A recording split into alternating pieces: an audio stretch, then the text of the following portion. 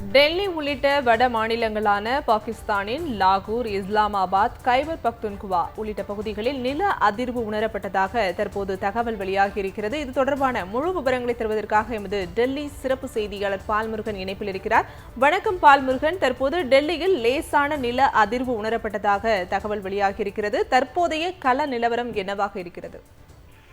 அதாவது 10 நிமிடங்களுக்கு முன்னதாக ஆப்கானிஸ்தானில் உள்ள ஃபைசாபாத் என்கிற இடத்தில் நிலநடுக்கம் ஏற்பட்டிருக்கிறது. ரிக்டர் ஸ்கேலில் 6.3 இந்த நிலநடுக்கம் பதிவாகி இருக்கிறது. அதாவது ஹிந்துகுஷ் மலை பகுதியில் இந்த நிலநடுக்கம் ஏற்பட்டிருப்பதாக தகவல்கள் வெளியாகி இருக்கின்றன.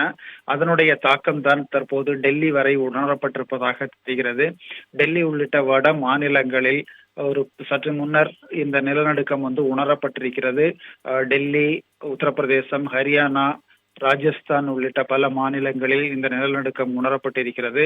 அதே போன்று அண்டை நாடான பாகிஸ்தான் உள்ளிட்ட பல நகரங்களிலும் இந்த நிலநடுக்கம் உணரப்பட்டிருக்கிறது. முக்கியமாக இந்த நிலநடுக்கம் என்பது ஆப்கானிஸ்தானில் உள்ள ஃபைசாபாத் என்கிற இடத்தில் ஏற்பட்டிருக்கிறது. ரிக்டர் ஸ்கேலில் 6.3 பதிவு செய்திருக்கிறது. அதனுடைய விவரங்கள் தற்போது வந்து கொண்டிருக்கின்றன. அந்த நிலநடுக்கத்தினுடைய பாதிப்பு தான், அதனுடைய தொடர் அதிர்வு தான் தற்போது டெல்லி வரை ஏற்பட்டிருப்பதாக தெரிகிறது.